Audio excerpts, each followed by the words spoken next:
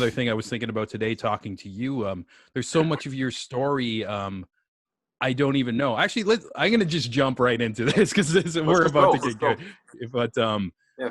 But yeah, like even like I noticed like when I moved to Toronto, like immediately the hip hop scene embraced me, and I can't like thank all of you guys enough. But I was almost like at the beginning oversaturated with talent around me to the point Yeah. where I haven't like I remember meeting you, but it took like a while before I started like to check out your music. But all around me, when people would mention you, like when you weren't in the room, like people would always big up you, and like lots of the battlers, like even before you started judging King of the Dot, mentioned to Yeah. me that they were actually like huge fans of you, and like they That really, makes me feel all types of special. Thanks. yeah, I Yeah. know, because you love that Well, that's scene my so love, much. man. Battle rap is like one of those things that for me, I kind of I keep it.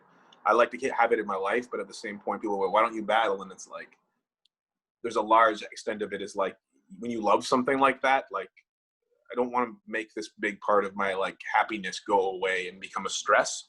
I'm incredibly anxious as a person as is. So like if I had a battle in 2-3 months, like all I would be thinking about is killing somebody. But it doesn't mean that like I so you can't make music in the same way as what I'm getting at, I guess. But I don't know. There's a weird, real happiness I get from when battlers like my music, because it's like there's usually got to be at least a depth of lyrics. You know what I mean? Because that's all battling is to some extent. Yeah, and you're just such like even though you don't battle, you're a big staple in the Toronto scene and its movement and everything. You go to Yeah, eat. man. And I want to mention too, like the moment when I was like, holy fuck, I need to do the Roshin deep dive was we did that one cipher in the shoe store. Oh yeah, And say word. I remember filming, and like I think I known you for like maybe 2 years at this time or whatever, and we always just have casual, like very pleasant small talk. And then you started rapping, and I remember like feeling like goosebumps. And then after I approached you and I was like, man, that was really good. And you were like kind of casually like, oh, thank you. I'm like, no man, that was fucking good. like I like you kind of like blew my mind. And that's when I started listening to like your stuff and like following it more. But I've known like prior to that, you've been doing this for a very long time. Yeah, And I've been rapping since I was 13 years old, man. Like, and yeah, like I started in Notes to Self, my first rap group, when I was 17. I'm at Elixir's house right now, who's another founding member. Well, not founding. Neither of us are founding members, eh? Yeah, sure. We just joined at the same time. Yeah. We just jumped into that circus of one whimsicalness. No, like yeah, like Notes to Self is like I got on my hat still. Like this is the crew from time, and like that was my introduction into the game. So I've definitely been like around for a while, but sometimes I feel like you put in. It's not even necessarily like some 10,000 hour shit. Because like to some extent, like I've been there and way plus, but like. I just feel like I'm at a point in my life where I'm figuring out how to say what I want and in the way I want. I think we lost Roshin. Oh no. I'm on the Wi-Fi over here. Okay, cool. Now you're looking at the Yeah, ceiling. I remember where you left off before this cut out, but you basically you mentioned how you started with Notes to Self when you were like a teenager, and you were talking about how as you got older, you're figuring out how to say things like the way you want, Yeah, all those like and nuances and everything. I think so. I think like a lot of that for me was like on this last album, Unrequited, which is it's my solo album. It's my first one I've ever had. And like a big part of it was like there's stuff that you want to say that is incredibly personal and maybe isn't something that everyone's gonna relate to in the same topic. And like being able to do that came out in a way where I ended up singing like a lot more than I expected. You know what I mean? Like I just sort of was making this music, and the first thing we did, I think, on the album was You Up. And then we did At My Parents Again, like a weekend later. And like it just kind of like both of those songs started with me playing a keyboard line and singing a melody, and then writing it while my boy Jules was producing the whole thing. So like it ended up just kind of feeling that way. I feel like I was saying is like I feel like I'm kind of in my prime as far as like being able to do what I want, and being open to trying like all of this stuff. Yeah, definitely. And it's jumping genres and shit, right? yeah, yeah, I was gonna say too, it's like with the beats and everything, it's pretty cool because it does feel like it jumps genres, but it still makes sense. Like I made a little note here, like Name and Number, it kind of sounds like it's from the 80s. Like I was like Yeah. expecting like 100, yeah. Phil Collins to hop in on the chorus or something. But there's all these like different like little grooves and moves, and even like you got like a little like a rock flavor here and there too in it. But at the same time, it matches so well with your voice, and it just kind of has this raw, authentic feeling to it that I get when I listen to it, which is fucking amazing. Man, I appreciate that so much, man. Like Name and Number is one of those ones. It's the only one that I fuck up when I'm trying to perform and stuff sometimes. You know what I mean? Yeah, I'm like, meet me at this place. Now this Canadian thing. Now there's like a bunch of repeat words, so it's like always one of the harder ones to learn. Also, like been kind of, when you start singing and then all of a sudden it's like, now really rap, and you're like, oh fuck, all right, I gotta do this. yeah, But it's you know, those are vibe tracks. Like my influences in writing a lot of this album, I leaned on like the stuff I came up on, which is like Weezer and Pumpkins and that kind of stuff. And then like a lot of my favorite music is like, especially 80s music, is like in that kind of like, yeah, same sensibility as like, yeah, Phil Collins, or like, you know what I mean? Like even like my favorite 80s song ever is Lose Your Love, Outfield. You know what I mean? And like that's like when I play keys, I'm literally just thinking of Supertramp. You know what oh, I mean? that's Like amazing. I'm not good at keys, but it's like that's kind of like ends up being the way that I play. And then people have hit me up and been like, "Yo, this song sounds like reminds me of Supertramp," and I'm like, "Okay, fire." You know what I mean? Like I pulled it off. But like yeah, like I don't know. It's fun doing it too, right? Because I don't have like a huge background in production, but like I made beats like right when I started rapping. I was 13 on Acid Pro, bootlegs, and Fruity Loops. I just ended up meeting Bronze when I joined Notes to Self, and he's such a like I think he's like a genius when it comes to this. So like I just kind of I produced for like another year after. He helped me out on some stuff. He's like, here's how you sample vinyl, and I'm like, oh sick, this isn't Napster.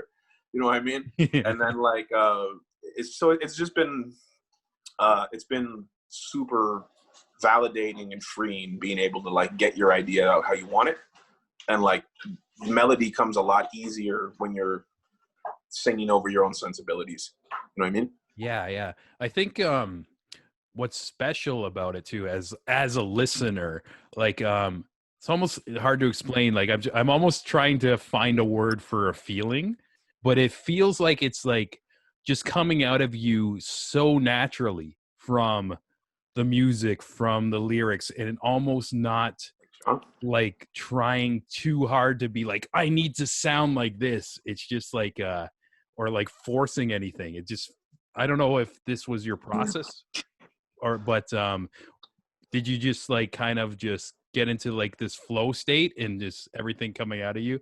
Look at that picture too. Notes to Self shit. No, I didn't even show that. We never even put that art up. Yeah. Fire. Um, there's no context given. That's okay. That's okay. Sorry, you were saying, and I I totally was just spaced saying, when I saw that. or actually, I was just even like a second question to that. It's like, was this like a cathartic experience for you? Because it feels like everything on this record's just coming out so naturally, you know, like Well, it yeah, doesn't that's seem like it's forced. Like 100. Like I said, touched on before, but like the feeling of like your own sensibilities let things happen. I had a lot of stuff that I needed to put in music because I couldn't be honest about it to myself. And so there's like a lot of like the sad songs. Like I don't know how many rap songs like I've cried over. Like I have maybe when I was younger, getting over a girl or something. But like it's like this. There was a lot of depth in terms of having to let myself feel. But there's so much freedom in that when you start playing, it starts with you playing this melody and you're feeling like this, and then you start writing exactly what you're feeling. It's pretty like I try not to beat around the bush a lot. Like there's at least got to be a you know, if there's going to be depth in the writing, it's like it's not going to be to sacrifice what the first line sounds like or the first thing makes you think of. I want it to hit. So like I feel like that stuff just kind of it did come out naturally because I'm playing the melody. Then I'm singing what I would sing on that, and that pulls out this feeling. You know what I mean? And then the lyrics write themselves because I'm just shit I have to say. You know what I mean? It's not. I'm not thinking of like barring. You know what I mean? Even if there are like good lines, it's not like I'm saying the writing's bad. It's just, it's a different thing than Yeah. than sitting down and trying to write like raps that are like, you know, profound and technical all at the same time. Like it's a lot more visceral, a lot more just comes out as, take it as it happens. And like, that's sort of how I am on this album. It's kind of like, you got to take me as I am, because it's like a journey on loving yourself and coming out of depression and learning your own value and respecting yourself and treating yourself like the friend or that girl that you love. You know what I mean? You know what I mean? So that was Yeah. important to me, and I'm glad it came out that way, man. Thanks.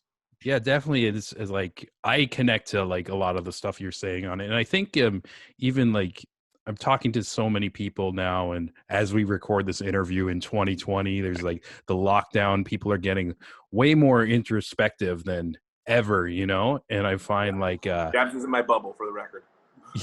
yeah, Right. and I don't know, just like people are more open to do like the deep dive and stuff, and that's like what this album feels like. It's just kind of like your thoughts and stuff, and I can see it just connecting with so many people, like especially at these times, you know. Yeah, I think it was. I mean, because I've a lot of the songs, like they're like, they started, the album started about 2 years ago, and then it came out at a time that I wasn't really sure necessarily. Like none of us really, no one saw this coming. So like, I think there is a level of definitely like everyone's feeling this kind of isolation, and that is like an underlying theme in this feeling. So like, I feel like that's, you know, not good timing. I don't think there's ever good timing for a pandemic. But Yeah. I'm glad that people can kind of like have something to sit with and resonate with. It's weird, like in the sense of like, I've never done music before that someone's going to hit you and consistently be like, talk about how they felt when they listened to it. It's usually more like, I like this, I don't like this. It's not like to that. I don't know. It's weird. So that's an interesting new feeling for me. You know, being Yeah. able to affect somebody on that level. Yeah, I strongly believe like and I've been thinking about it more now than ever. It's like the type of energy you project is the type of energy you're gonna receive. So I can totally Right. see people like listening to a couple of these songs and just hitting you up being like, yo, like I like instead of being like, oh, I like this one bar, it was so hard or whatever, it's like, Yeah. yo, no, dude, this spoke to my soul because of like this reason and that reason and like I feel like that's something I'm going to take with me forever. You know what I mean? So the next album after this is with my guy Noam, uh, tentatively called Essex Boys. We live at on Essex Street. It's also never mind. There's a history of it, but you um, can tell us the history. It's all good. oh man, there used to be a kind of a neighborhood group around here from before I lived in that neighborhood. Went by that name. I didn't know that coming up with the name. It just kind of came out in a line, and I felt like I'd heard it somewhere. And it's also like a Sean Bean gangster movie from England. You know what I Okay, mean? So okay. I'm like, we're like, all right, like there you go, like cool, Essex Boys. You know what I mean? Like, Yeah, yeah. but what I was getting at sort of is just, and it's also, you know, it was a neighborhood group of dudes from around the Essex area, right? So like Adam Bombs with what young buck with those guys. So, you know, I mean, I definitely, like when I realized, had to like hit my guy and be like, yo, is this okay? You know what I mean? Like, yeah. So I mean, like, just to get back to that, like, I feel like I'm taking this kind of songwriting and trying to take that idea into that project too. And that project is straight up just like hip hop. You know what I mean? It's way more. It's different, but it's not different. It's way more. I feel like what people maybe who had like listened to me and Nuts to Self and BBRC were expecting and wanted to hear on a debut. You know what I mean? Mm-hmm. Or on an album for me. And I think everybody who's been hitting me about, you know, I appreciate it a lot, because I think the album stuck with people. It just wasn't necessarily what they were thinking I'd do. You know Yeah, what I mean? definitely. It was Yeah. a pretty hard left turn, right? Mm-hmm. So yeah. Yeah, and not in a bad way, you know. I think like I wouldn't say surprised, but like you mentioned, it wasn't something I expected to, especially Yeah.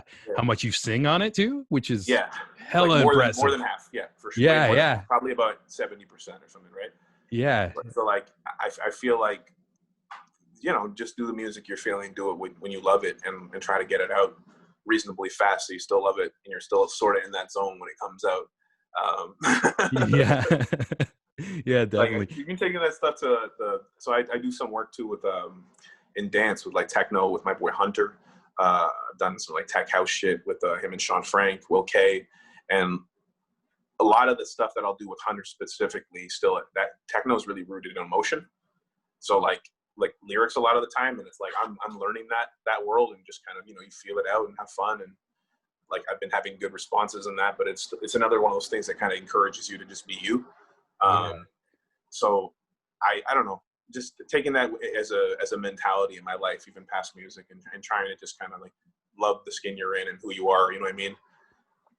Yeah. Be able to take those compliments from your boy Sean when he's like, "No, you're really good," and I'm like, "Yeah, shut up. I love you too, man. Nah, you don't love me." You know what I mean? Like, that's usually how like our conversations go. Like I see you at an event, and then we get like 12 beers deep, and it's just, "You're a really great guy, man. I want you to know that. I appreciate you." But like we always, don't even live too far from each other, bro. Yeah. This gets super deep. Yeah. Yeah. Come over and play Marvel versus Capcom too. I'm gonna kill you. Let's go. Yeah, man. How you been, man? I've been well. You know what? It's interesting, like, cause I'm still trying to like process something. Like, it's, you know how like obviously it's been like a weird year and everything, Yeah. but it almost feels like the world had to shut down for me to rethink things out and just shape the life that I wanted to live. If and that's the long story short of what's been going on with me, like beyond the podcast, getting I don't know, some exciting things going on in the future with that. Even around it, I fell into like a full-time work job where it's just, I'm doing creative work, I'm filming, I'm editing, I'm producing like heavy comedy stuff, and I'm getting a paycheck from that, which before that was like That's fire. non-existent, and like Yeah. getting little things going on with the podcast. And like, I don't know, I just feel like I had a moment last week of just like a deep breath and so much appreciation of just the path right now, because I feel like my journey, like in the last like 10 years, there's been like a lot of downtimes and pain and different twists and turns and stuff like that, and almost like so much it's hard to even talk about, like, in a way. And I know what you mean. Casually getting into something like that is so weird to me still. Like, even if it's like, I'm trying to get used to it, to just, you know, talk about my feelings and how I actually feel and my experiences and stuff, or whatever, like whatever it might be. But like, I still have a really hard time, like even in doing interviews for this album, like, well, like, this sounds pretty deep, like that cut, and you're like, yeah, it did, it hurt a lot. You know what I mean? And then you're like thinking about it, like you're in a casual conversation, you're like, I'm just gonna go away for a minute. You know what I mean? So like, it's weird to kind of compartmentalize. I don't think you have to necessarily. I think it's just, I'm learning like the people in my life that I want to have, or people I can talk to about that. yeah, I mean? for sure. And no, I totally relate to that too, man. It's just like, Yeah. I find like the more you talk about it, the easier it is to, but I still like Yeah.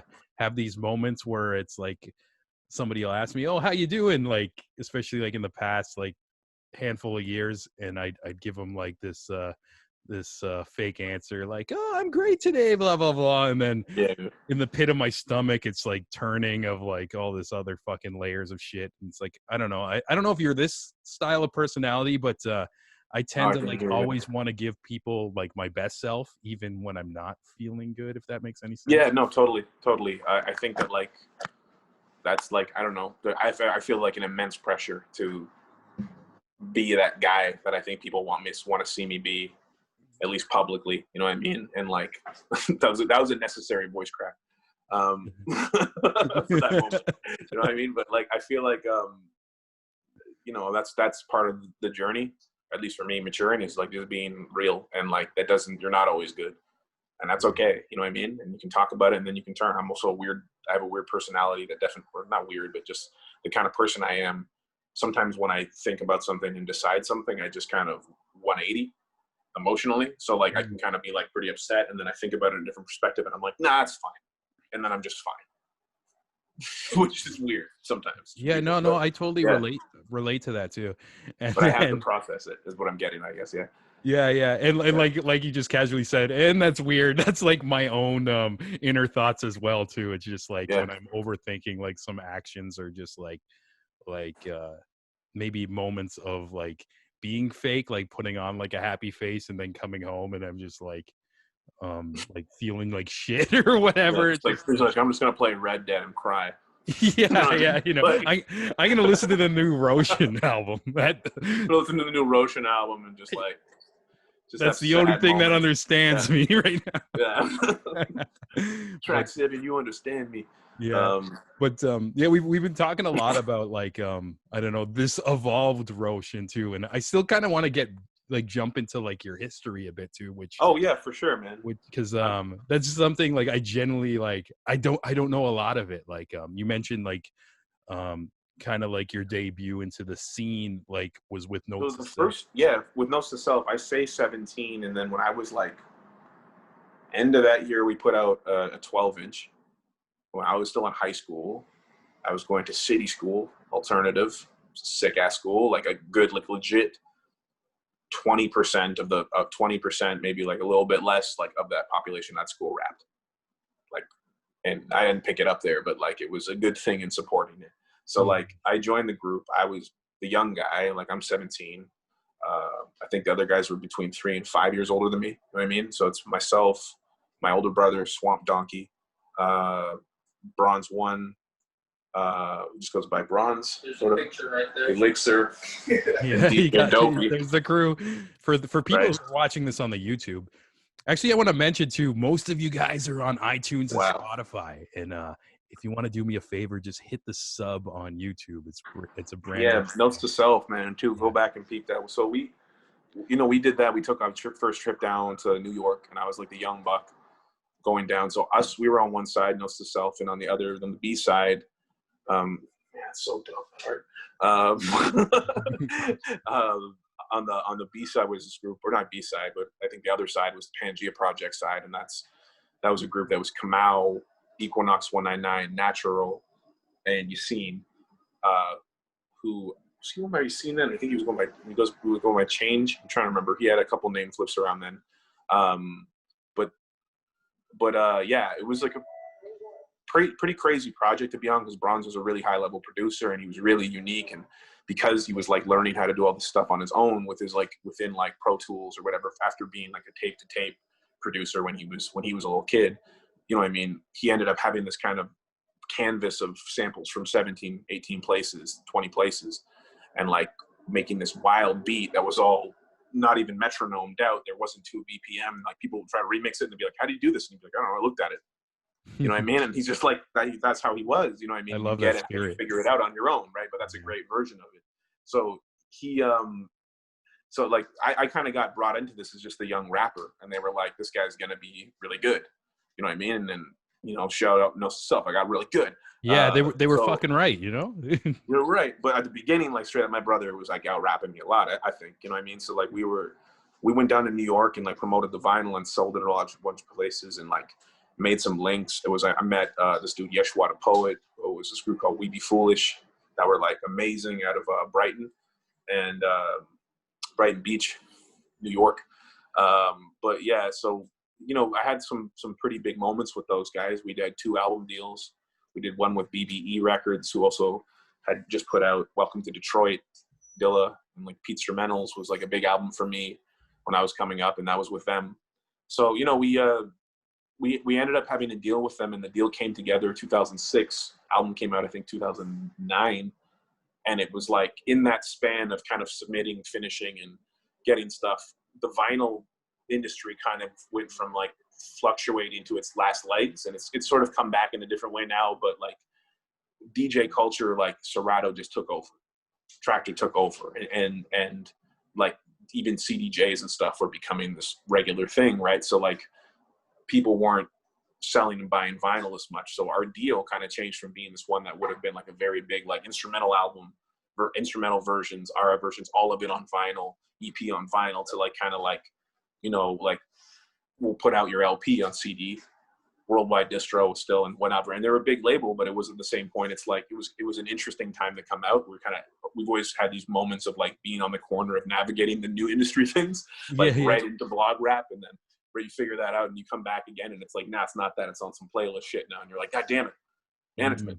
Yeah. Like Yeah, that's a whole other side of things that people Yeah. don't see as well. Yeah.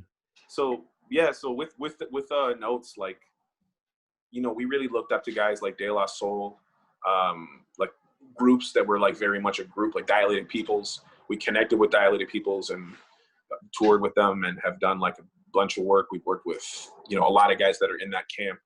Like, you know, I went on, did a bunch of shows with Blue, like Fashion, who's like the homie, and we've done a bunch of music together. We have a cut with Alchemist.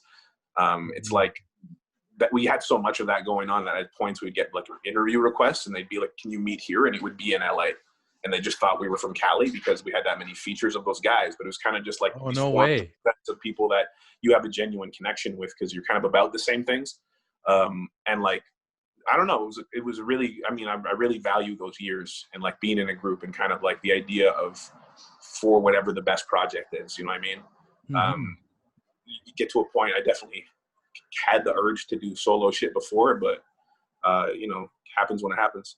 Yeah, definitely. It's Yeah. cool to hear about like the reach you had too, like where people thought you were from Cali too. I didn't know that. Yeah, and that was the wild stuff. We didn't really even get out there much. It was just like we were in Canada, but like a lot of the fan base ended up being kind of just like we like hip hop, you know what I mean? So it's like Mm-hmm. it resonates with those. We resonated with guys like that too, right?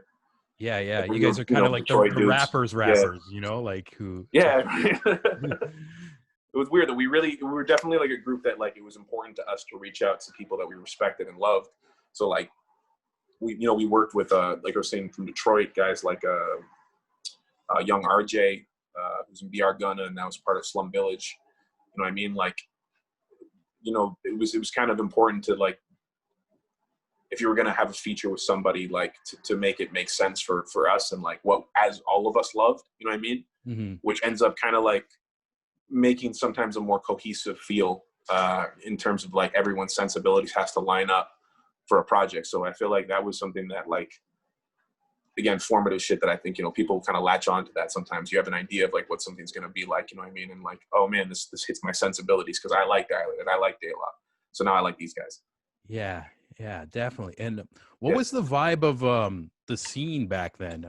I remember when I first like entered Toronto and like the hip hop scene, there was like a term going around where people were calling the city the Screwface capital.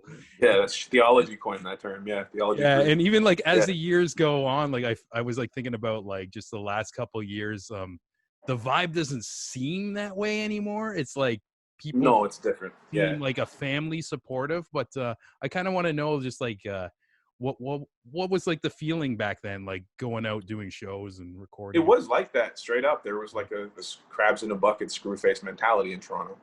It wasn't so much like it hits you in like two ways. There's a one way where it's like our crowds were harsh in a way that like even if New York crowds expect a lot from you, once you give them something they like, they will not be afraid to cheer. But like in Toronto, it was like you had to be so undeniably good that someone else had to look at someone else for a cosign to respect you. And like it was like that's a weird mentality going in to playing shows. Like among the artists, it wasn't really like I would say there's hostility as much as there was a lack of like giving someone your link. You know what I mean?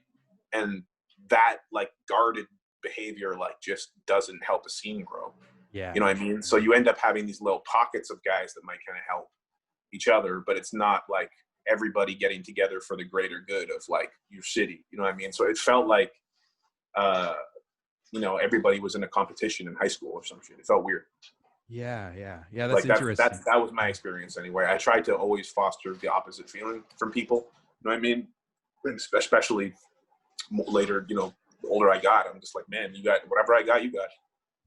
You know what I Mhm. mean? Like, it doesn't hurt me. It doesn't hurt me if I'm giving like someone I think is dope a shot with a person I know. It just makes me look good, you Yeah, know, from that perspective. But also, just like, why wouldn't you do that if that's your boy?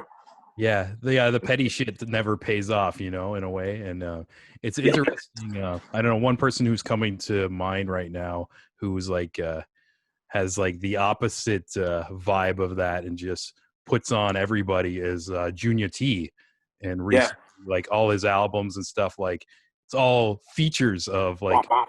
whether it's somebody you know or somebody who unheard of. He's just giving everybody a chance, and it's kind of like a beautiful little like pocket of the Toronto hip hop scene. I always think about too, because like a lot of these people who are on like his album Studio Monk, they're getting like Juno Award nominations and just like That's the thing. It's like there's just a perspective that going he up. understands. That's like if he wins a Polaris, he wins a Juno. Every like 30 people win it. You know what I mean? Like Yeah, yeah. a big portion of not just our city, but like Brampton. Like, he's from Saga. You know what I mean? And Mhm. Toronto, all are getting on. And like he's had that mentality. Like I think my mind, I would say the right mentality through his whole life. He's just been like, you're right. He's like legitimately the embodiment of the opposite of that. Since I've known Junior T, he's just given all his links, all his support at any point. You know what I mean? And I think that's like I think that's why when he gets on like that, it's like everyone's really happy about it. But in some ways, it's like maybe that's not that surprising, because that's kind of just the right way to move. Yeah. If you're talented and you're not nervous about sharing, why would you be nervous about sharing? You know what I mean? Hmm. I don't know. It's a weird thought. Yeah. Yeah, yeah. And even right now I'm thinking of like guys like you and him who have that spirit too. It's like you guys are still doing it. Like there's longevity to that attitude, you know, where like a lot of like the people I met like when I first moved here who were just kind of just very cold and not open. It's just like, I'm the best, fuck everybody else. I don't see them making songs anymore, or like I don't know. It's just Yeah, and it's they're in a different industry now. You know what I mean? They buttoned up and have desk jobs and shit and want to. I don't know. Like there gets to a point where it's like if you get into a point in any industry, I think, where it's like if it's like an entertainment thing or something you're chasing because you feel like you have to do it. Like eventually, some of these like shitty people fall out because it's just like they're not in it for that. You know what I Mhm. mean? And if they're gonna be snakes, they're gonna be expert ones now. So you got to watch out. But you know what I mean? They'll Like, bite you. but a lot of the softy snakes, they're out. They done been stepped on. Came out with the grass cut. Yeah, yeah. Mow that lawn. Yeah, facts, Dropping gems on them. Mow that lawn. Man, I've been so serious all interview. Damn it, Sean. I gotta be a dork. facts. No, we going deep. We No, we're gonna go deep in the dork mobile. Let's do it. yeah. No, this is like always, it's always fun to catch up with you and everything. And even like I'm thinking in the timeline of like when I met you, and it was through battle rap scene, King of the Dot. You were the judge at most events, and I think I I remember I had such easy decisions every time they made me judge. It would always be like one guy would just choke, and I'd be like, and it goes to the other guy. You know what I mean? Like, yeah, I'm gonna go drink my never beer any over work. here. And then they're like, you gotta like, and then you have to like do a real thing. The real bad judge was when I was one of the judges on Head Ice versus Rome, Oh, okay, okay. And and who? everyone hated me for that one. Yeah, so for people who don't watch battle rap, this was a very controversial decision. It was for It the was a title title. match. Yeah, Sorry, go ahead. Roan from Philly, Head Ice from New York. Yeah. Um, Harlem. yeah, Harlem, New York, and yeah, lots of there's like this league too, King of the Dot. For people who don't know, it's lots of viewerships. Like lots of these big battles, they'll like get 1 million views and stuff like that. And so I didn't know you were the judge on that one. I was one of 7 judges, but Okay. six out of 7 judges gave it to Head Ice, and the fans did not like that, or some of the Not King at of the all. Dot fans. I stand by it. So, oh, you I gotta kind of plug in. you cut out for a second. Oh, I gotta plug in 1 second, brother. Yeah, no problem, no problem. Enjoy the art, everyone. It's beautiful. Those are great pieces. Are most of your interviews this spazzy? No, I'd say no, but this is cool. This is very Roshin of an interview. This is what the show's all about. Yeah. I think I got higher than I expected, I'll be honest. I Yeah. smoke a lot of weed on a regular basis. And since I moved like a couple months ago, I've really cut back, and now I'm like, Jabs give me some, like it was a mix, and now I'm a little like, I think that's why you're getting, Oh, particular energy. This is awesome though. We're just relaxing. Yes. I actually cracked a craft beer because I listened to Name and Number today. Oh yes, Sipping that Canadian craft. So right in that stadium rat. Thanks, Jeff. after that Head Ice and Roan moment, did you get like a lot of backlash or anything, or did you just Only, I mean, like not a lot. Like I didn't Yeah. watch the Dirtbag Dan show that week. You know what I mean? Like I stayed away. I was like, I know what's gonna happen. You know what I mean? Like, you know what I mean? Like I think I got like kind of lampooned by Brett. by Laughing Stock a little bit in it. But it was like, you know, good fun and shit. It was more just like some friends of mine are like, "You're crazy." And I was like, "Am I? I don't know. Everyone else voted that way too." It's Yeah, yeah. It's not only you, but you know what I mean? yeah. Yeah. I mean, it was funny too. I remember, I can't remember what, I think it was Ness. Someone was like, you know, I'm going to give this, he was like, I'm going to give this to like Roan, but like really I give it to Head Ice. I just didn't think Roan should get 7 votes. You know what I mean? Yeah. Anyway. Yeah. Yeah, I don't know. And then something that's interesting I notice about battle rap too, and there's been a lot of like controversy in like the Twitch era now, which is going on right now with judges. But there's actually like a different feeling while you watch it in the room than when you're watching it on video, which 100%. Yeah. and I see There's so something much, that's like palpable, like it's in a different way. Yeah. Like, like when you're like in a room, there's guys that you watch battle rap if you're like kind of a junkie like I am for the stuff, and you're like, don't get it. And then you're in the room and you see that guy live, and you're like, oh, I fucking get it. You know what I mean? And it's like there's a level of presence, sometimes just straight up volume. You know what I mean? Like where someone is just like, that's what I do this, and it's really undeniable in a different way. It becomes less about the content and more about, you know, who this person is. Yeah, definitely. And even I notice as like a filmer, and that's why I try to present myself as a really sad rapper. Yeah, right on. But kind of okay, back well, to that point with the in-room and video energy. I see it as like I'll film something at an event and I'll come back with the footage. And we recently like shot like something I can't say on the mic, but I'll tell you after the interview. But again, another battle, like a little secret thing. And there was like one person's performance, and everybody like in the room was like, that was kind of meh. And then I fucking played it when I got home on the screen, and I'm like, yo, this doesn't look as bad as I thought it was, or everybody else was like talking about. Like, I don't know. It's weird how shit like translates like that too. It's like you don't get the in room, man. for better or it's worse. Really weird, yeah. Yeah, it's strange, but yeah, I can see why. It's weird. Like you'll be in a room sometimes, and you can watch it back, and when you watch the footage back, it feels different live. Mm-hmm. Or sorry, it just feels different when you watch it recorded. Like you're kind of like, oh, like did I get it wrong? You know what I mean? But then you remember, like, nah, you have to kind of trust your stuff. I'm going round by round. I'm doing whatever it is, right?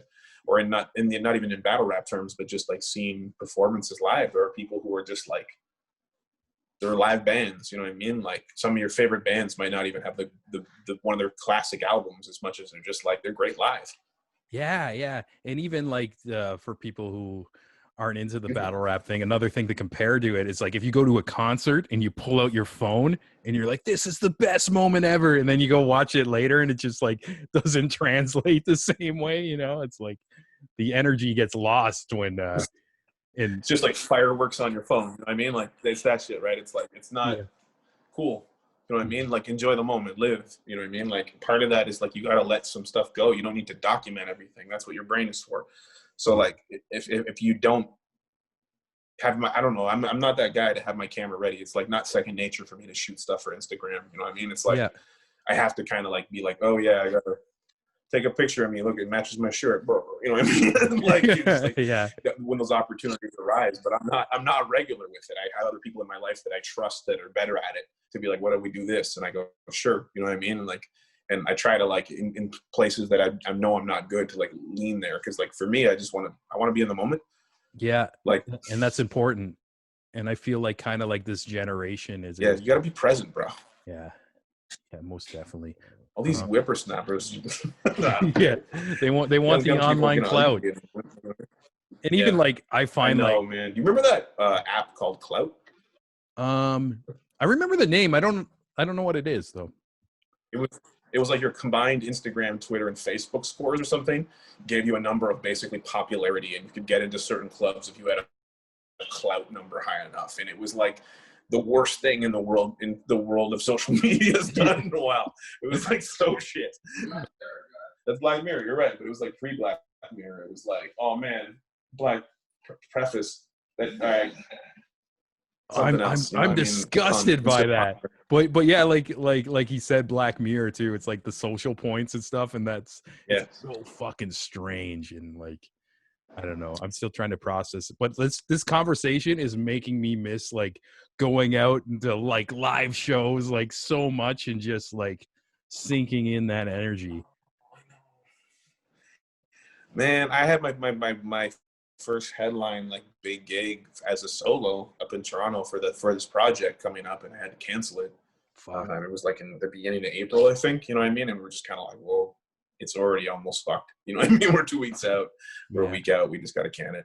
But like, it's a man. Like I was excited to rock, and like that's like, yeah, man. I like going out and like hanging out with people, meeting strangers. It's like, will that feel the same? Yeah. Like when it's safe, or you feel safe? I don't know. Yeah, we'll have to see. I know I'm definitely developing a lot of like social awkwardness, and which is bad because I'm already socially awkward enough like prior to the pandemic. Like what the fuck? So it's gonna be like interesting, but I'm actually like excited when this whole thing blows over, and I think like artists like you who haven't been on the stage for that long, you guys are just gonna be going nuts out there, like just all that pent up, no I'm gonna performance. like give it, guys. I'm gonna try my best. I'm gonna put my best foot forward. I'm gonna try real hard. I'm gonna try to rap real good, super fast. I'm gonna push myself to my limit physically and emotionally. Yeah, just die on stage, burn it down. I really want you to go check out my show. I'm on public access right now. We're gonna be performing. I'm gonna try real hard. I almost spit Best out my foot. beer. Yeah. Best foot. Shout outs to public access. Best foot forward, man. You know what? If there was no internet, I'd totally have my own public access show, eh? Like, Yo, 100p you would, yeah. You would be UHF. yeah. You know what I mean? That sounds exciting. I feel like I'm in the wrong. Are we missing our lane in public access I think television? so. Should we bring it back? Should we make a pirate television station? Yes, we should. We should definitely. I feel like where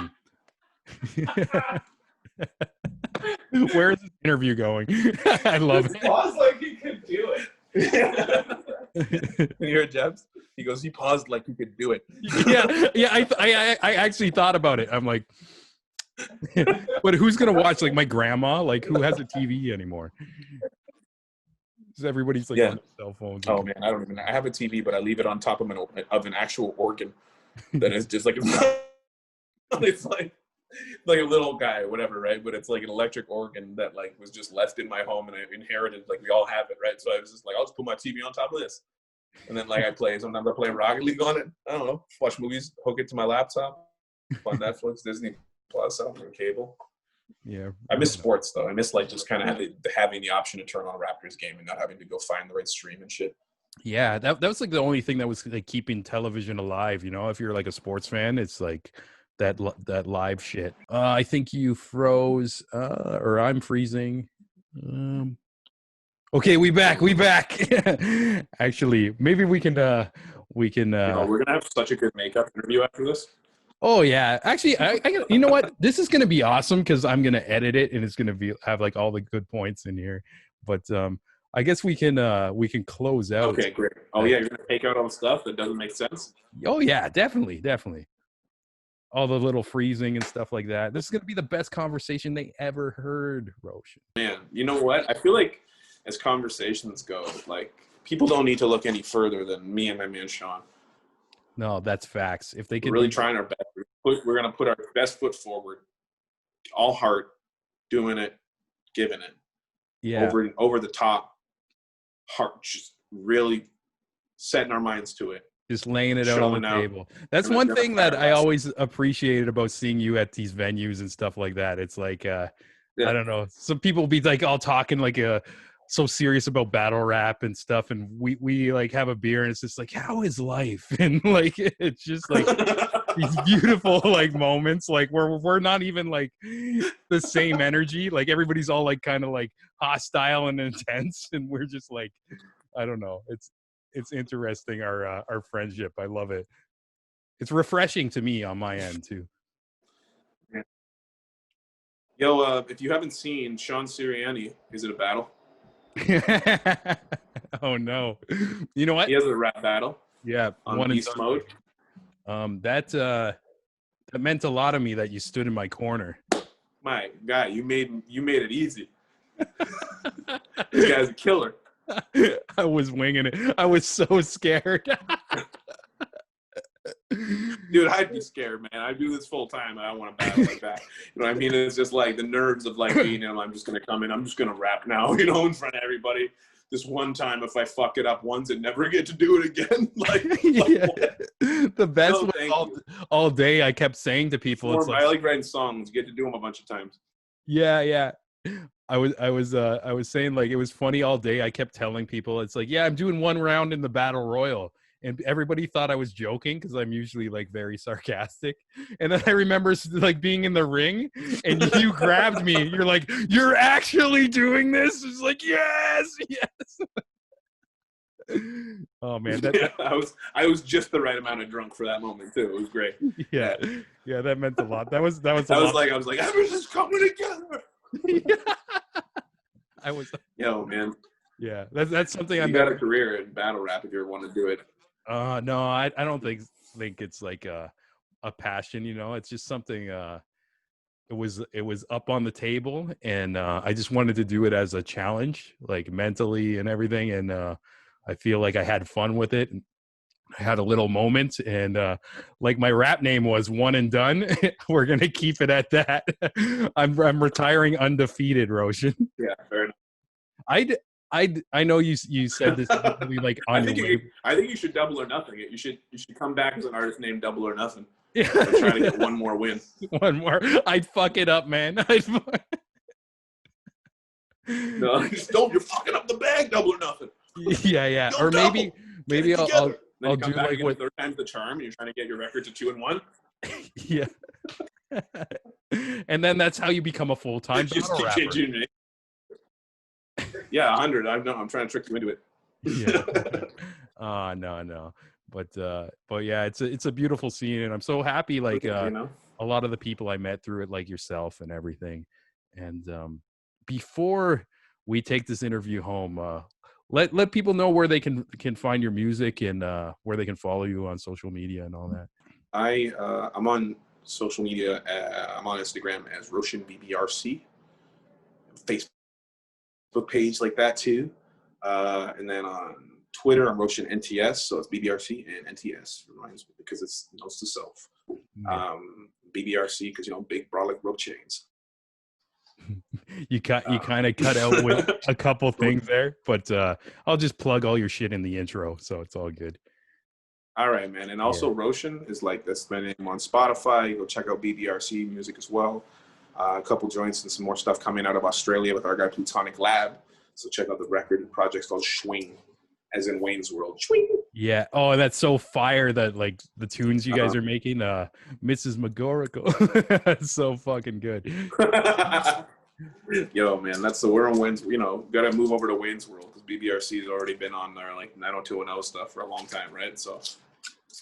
Yeah, man. So I'll plug that, I guess, and yeah, man. Sorry about the connection at the end here, or maybe I shouldn't say sorry, but thank you for dealing with it. Yeah, no problem. Yeah.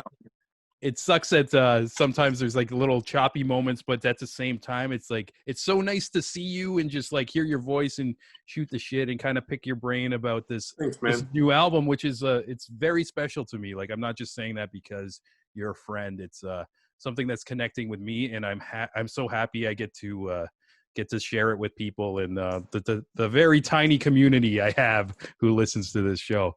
Appreciate you a lot for that. It means the ton. It means a ton. It means the ton.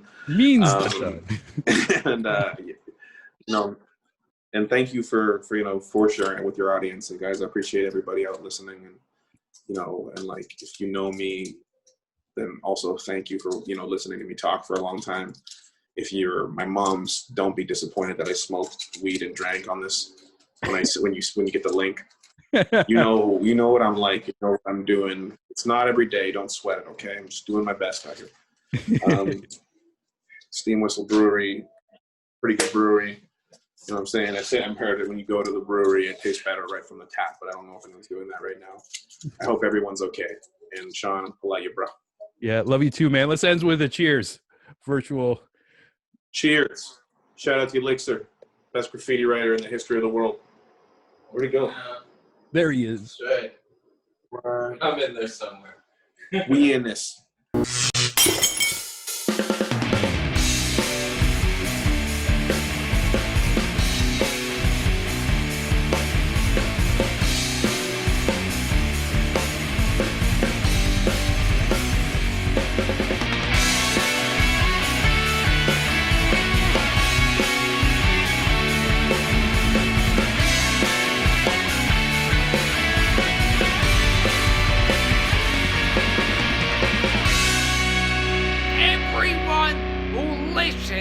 To the Creative Imbalance podcast can burn in hell.